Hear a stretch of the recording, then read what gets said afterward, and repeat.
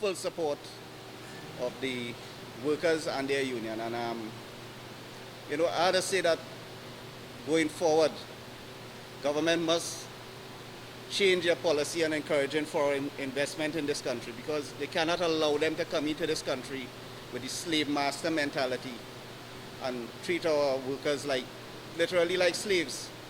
And comrades, I'll be brief, but I have a lot to say. I'm very emotional this morning with the rape and plunder of our sons and daughters. This union will not tolerate that kind of behavior by these multinational corporations.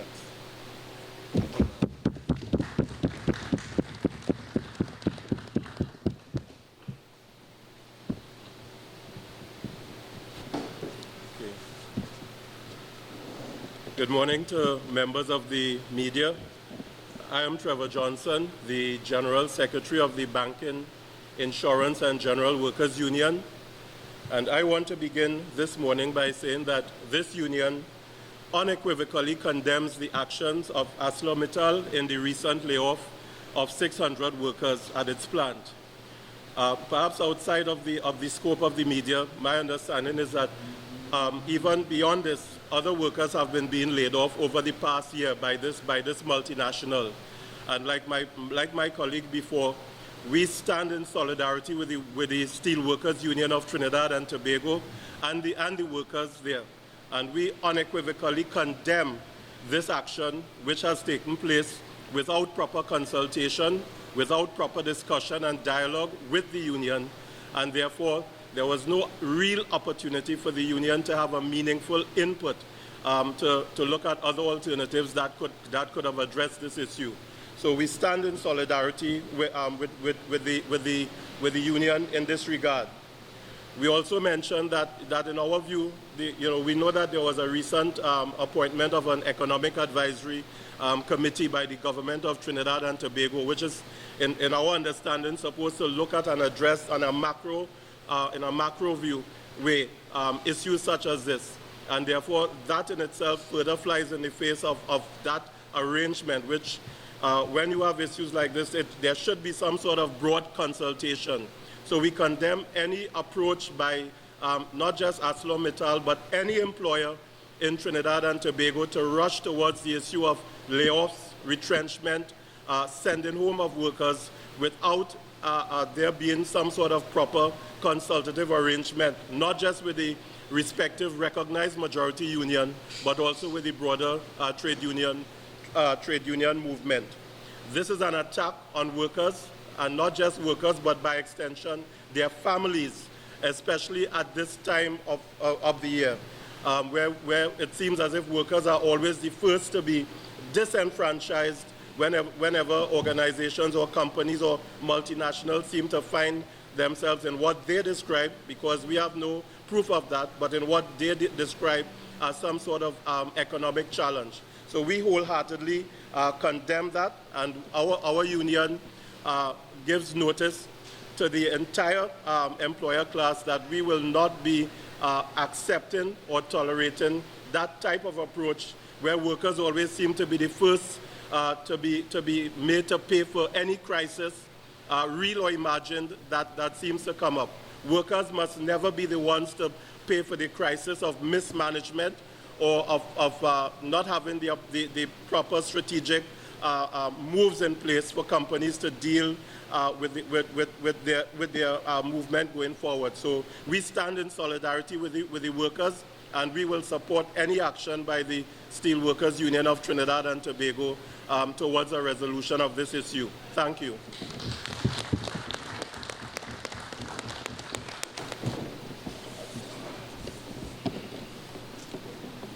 Let me say once again, electronic media, and let me welcome the steelworkers and all the other members of the trade union movement. This is the first press conference that has been held in the renamed Lyle Townsend Solidarity Hall. And it says something in that the first press conference is called in a time when we are seeing a brazen attack on locals by a foreign multinational. We at the Communication Workers Union very early condemned this action, and we called on the government to intervene on behalf of the distressed workers and their families. From all reports, it is apparent that it is not just 600 workers that would be affected by this move. Over the year, ArcelorMittal would have sent home over 1,500 or be responsible for affecting the employment relationship of over 1,500 persons. Indirectly, we talk about 10 to 15,000 people because of the family link of those workers. And that is having a negative impact on our economy. And we condemn this move wholeheartedly. We also would want to say at the Communication Workers Union that our analysis posits this action squarely against the background that sometime earlier on this year, Mittal lost a long battle with the Steelworkers Union with respect to the abuse of contract work. And we are convinced, while they are blaming the recessionary times, we are convinced that Mittal has now realized that they can't continue to abuse contract work, and as such they want to go to somewhere else where they could continue to abuse contract work and exploit workers. That is the pattern of foreign multinationals over the years. Going to a country where wage labor is very cheap, where they can exploit workers, reap the benefits of the industry and the country at that time, and then pack their bags and leave. We at the Communication Workers Union have been saying this not just with Mittal, but with all other foreign multinationals, particularly Cable and Wireless and those others, who have been plundering our Caribbean communities for years, and we have not been making a statement about this. We would like to state emphatically that they have distressed the lives of over 10,000 people. They have made their lives very uncomfortable during a Christmas season. And we believe in reciprocation, we must make their lives very uncomfortable during Christmas season also. We must. And we believe, and I would just want to signal the Communication Workers Union intent and readiness to join with the joint trade union movement and with all trade unions in Trinidad and Tobago. We believe that all trade unions in Trinidad and Tobago should come out and make the lives of Mittal and all those persons who are responsible for this debacle very uncomfortable during Christmas. These guys can't have a Merry Christmas. No. They in turn must not have a Merry Christmas. And we must demand and ensure that that action must take place. Before I close, the irony of the move is that on the same day that they took the action, claiming it was recession, we were signing a bilateral agreement with TSTT. It ain't no damn recession that they're supposed to be using to be blaming for this. They are using an excuse to do what they want and to take their bags and fly out because they believe they must go to another nation and exploit workers again. We condemn this wholeheartedly. And we are saying that we believe that Mittal has been a little too comfortable in Trinidad and Tobago. Much too little. The Canadian head, general manager, or whatever his name, we must know where he lives. We make that without fear of contradiction because he knows where these guys live and they are very uncomfortable right now. And we must visit him and wish him a Merry Christmas on behalf of the Joint Trade Union movement. Parang is in season now, and we demand that we give him a parang in this Christmas season. So let me express solidarity from the Communication Workers Union, and we will continue to work with the Joint Trade Union movement and the Steelworkers Union because we know that by attacking the workers and removing them from the dues-paying structure of the union, it is a strategy of employers to attack the economic base of trade unions and stymie their ability to continue to take progressive action. And we would not stand in the way and allow that union busting tactic to take place. So we are in strong solidarity with the CWTU, and we will continue to give them that support. And again, as we say, let us move fast to ensure that these guys don't have a Merry Christmas in Trinidad and Tobago. Thank you.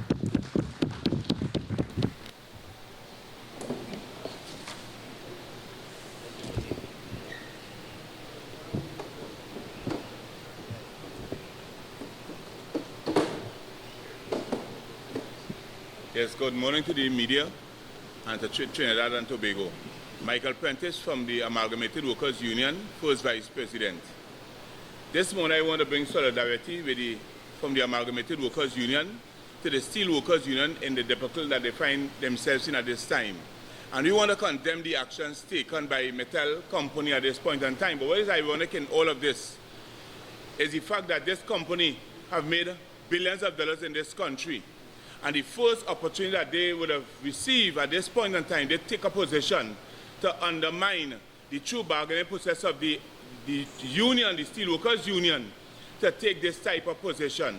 Well, we condemn this in the strongest possible manner because we are saying that this must not be tolerated, must not be accepted in no form or fashion. And we must also send a strong message to all the other companies and to even our own state companies here that we not prepare as trade union leaders to sit back and accept this level of behavior. Because the worst thing that can happen at this point in time is for other companies to follow suit and do precisely what is taking place. So it means that they have their own agenda to disrupt and destroy this country. We as labor, we as workers, we as trade union leaders must not accept this. We must condemn it, and we must send a strong message to all the other powers that believe that they can do this. We are also calling on the Prime Minister, because this is not only affecting the 600 or the 800 workers that were sent home before, but it affecting thousands of other workers. It affecting situations even in tea and tech, which would have issues a downstream sort of problem as a result of this decision taken by Metal. And we must say, no, we're not prepared to accept this, and I stand in solidarity from the Amalgamated Workers Union to the Steel Workers Union and say outright, we're not prepared to tolerate this and accept this in no form, shape, or fashion.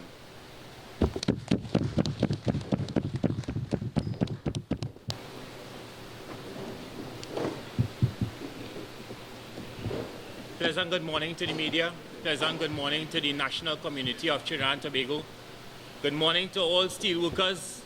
We want to say here this morning that the Postal Workers Union through the Joint Trade Union Movement, David Forbes, General Secretary, Postal Workers Union, we want to outrightly condemn this action by the Ansar Metal Company, and strange enough, coming on the heels of a judgment handed down by the Privy Council. I am of the view, or we are of the view, that this has also a part to play in what is happening in regard to the steel workers issue today. We want to condemn it, and we want to also say that we note what the Finance Minister would have said recently in Parliament a few days ago, where he would have said that there will be no loss of jobs and there will be no cut in salaries.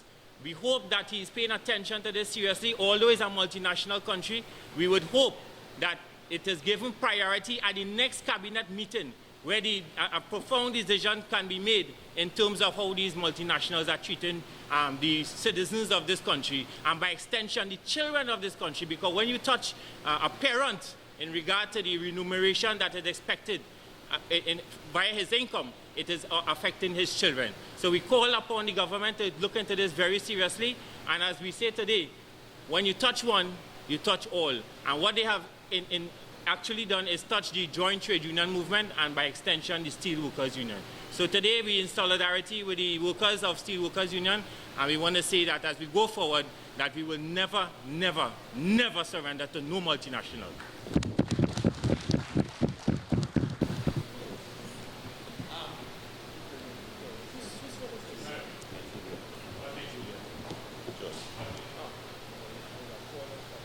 All right, good morning, members of the media. Again, I am Peter Burke, Second Vice President of the CWTU, and I have the responsibility this morning to bring solidarity and support, fraternal support, to the Steelworkers Union of Trinidad and Tobago and their members. We are here today because a multinational from the South has proven that multinationals are multinationals no matter where they come from, be it from the North, that is Europe or North America, or from the Third World, in this case India, they operate in the same way. This is a multinational that benefited from a plant that was built by taxpayers' money for over $1 billion. They got it for 75 million US. They benefited from subsidized utilities, electricity, subsidized water, cheap gas, right? And on the backs of the workers of the steel industry in Trinidad and Tobago, they became the largest producer of steel in every category in the world. Metal Acylon was built on the backs of the Trinidad plant, and that is something that the national community must understand. What is at stake? Besides having all these advantages, they engage in a practice called transfer pricing, where they sell their product as subsidiary overseas at less than world market price, pay taxes on the lower price to Trinidad and Tobago, and then sell from the subsidiary at world market prices on the market. Now this is denying Trinidad and Tobago income. And to compound matters now, they have sent home over 1,500 workers within 2015. What is unforgivable though is that while talks were going on between the union and Metal, this unilateral decision was taken. Unilateral decision against all the principles of good industrial relations practice. A company with a culture of good industrial relations practice would not have done what Metal has done in Trinidad and Tobago. So the CWTU, understanding with its 78 years of dealing with multinationals, understand the implications of Metal's actions, not only to those workers directly affected, the 600 permanent workers, 800 contractors, and we are now seeing downstream industries, because steel is an important part of the industrialization infrastructure, and it has some downstreams within our economy. Those downstream industries are now sending home their workers. So it is more than a ripple effect and has caused tremendous hardship among a considerable percentage of our workforce. As of yet, we have not heard any definitive statement from any of the ministers of government or indeed the Prime Minister himself. And therefore, the CWTU, with its total support for good governance and responsible both political and corporate governance, calling on the authorities to intervene as soon as possible to rescue the industry that we have built through taxpayers' investment of over $1 billion, and that those families so affected, workers so affected, industry so affected, can breathe a sigh of relief as we move forward. There has been too much state investment in the industrial sector for a multinational to come in, get it very easy, and then kick workers out at a woman fancy. The steel industry in Trinidad and Tobago is productive. It has carried Metal for a very, very long time. It has carried Metal to the top of the steel industry in the world, and therefore we have to demand that Metal act with responsibility as a responsible corporate citizen within the confines of Trinidad and Tobago, and do right by its workers, those very workers who have placed them at the top of the pile in the steel industry. So in closing, I would like to again reiterate the CWTU's fraternal support for the Steelworkers Union and its members, and to call on the authorities to intervene with some alacrity to ensure that this crisis does not get out of hand, and that the workers of our steel industry, their jobs are safe. Thank you very much. The Steelworkers Union, to respond to this overwhelming support and solidarity, I just would like to add that Devanand Sinanan, that's Comrade Devanand Sinanan, President of the Trinidad and Tobago Unified Teachers Association, sends his solidarity on behalf of TUTA. He would be issuing a media statement within the next hour, but he has indeed sent solidarity for the workers of ArcelorMittal and of course the Steelworkers Union of Trinidad and Tobago. I would now like to ask the President of the Steelworkers Union of Trinidad and Tobago to respond to these comments and greetings and solidarity statements from the Joint Trade Union Movement.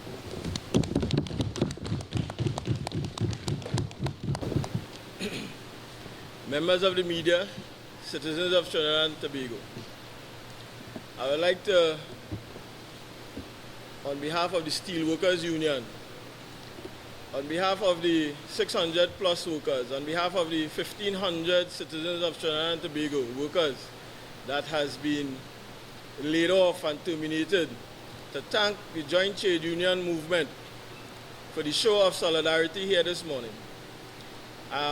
What this says to us as members of the Joint Trade Union movement is that you cannot interfere with one union in the Joint Trade Union movement. And if you do that, you interfere with all. And I would also like to thank the members of the media for allowing us to get our voice out there. Because if you all did not give us this opportunity, we would not be able to let the public, the citizens of Trinidad and Tobago, know exactly what is taking place. You would have heard some of our leaders here today from the Joint Trade Union movement speak as if they were embedded in the Steelworkers Union's halls, because they would have touched on many of the ills that has taken place, many of the ills of this multinational against the workers of the steel industry, against the citizens of Trinidad and Tobago. I want to say again that this multinational would have laid off workers, not only workers that were working daily or monthly. This multinational would have laid off workers that was on injury leave. This multinational company would have laid off workers that was on an extended sick leave. And worst of all, this multinational would have laid off workers that was on maternity leave. This is what we are facing down inside there. It cannot be that we, the recognized majority union, would have been sitting in negotiation with this company, and the high-handedness of this managing director would have decided that what he has spoken enough, he's now going to lay off the workers. We are saying that as we are united with the Joint Trade Union movement, we're going to continue to raise our voices against this multinational. I am saying that this multinational, ArcelorMittal, must return these workers back to work and come to the table once again to have dialogue.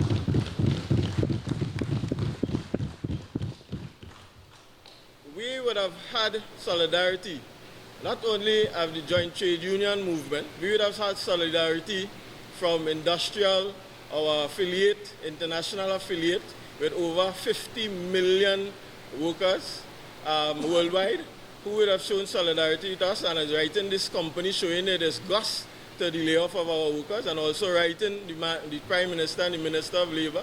We would have this morning received solidarity from from National Trade Union Center.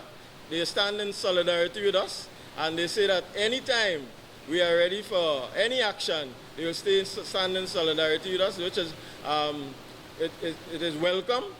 And I'm saying that Labour must unite against any action by any employer that will want to lay off 600 workers, 1,500 citizens of Trinidad and Tobago, and denying the opportunity for us to have dialogue and talks. I want to say this morning, yesterday evening, the ArcelorMittal would have written the Steelworkers Union, and once again, they would have told us that the only way that they will sit down and talk and have dialogue with the Steelworkers Union is if we respond in a positive way to having these workers go on vacation. I'm saying that ArcelorMittal again, and has put it in writing that they're flaunting the laws of this land that would give us, by law, the right to represent these workers, have denied us to have dialogue as it relates to this layoff, this illegal layoff that has taken place. And we are saying it cannot be right.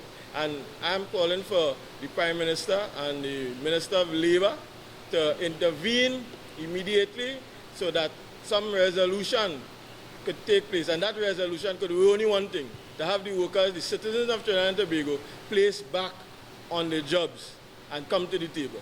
Thank you very much.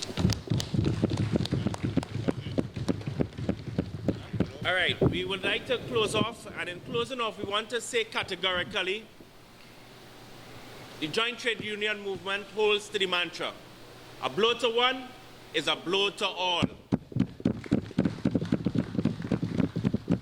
And workers attacked anywhere must be defended by workers everywhere. And it is so appropriate that we are hosting this press conference in the Lyle Townsend Solidarity Hall. And this morning, we cannot end this morning without singing our solidarity forever. Ready?